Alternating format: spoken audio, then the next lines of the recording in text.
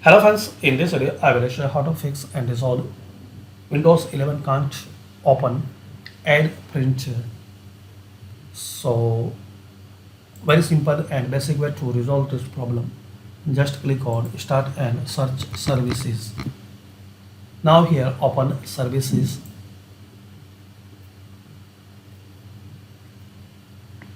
Now guys, in this list you have to find out print spooler. So double click on it. Now startup type select automatic, then stop, then start,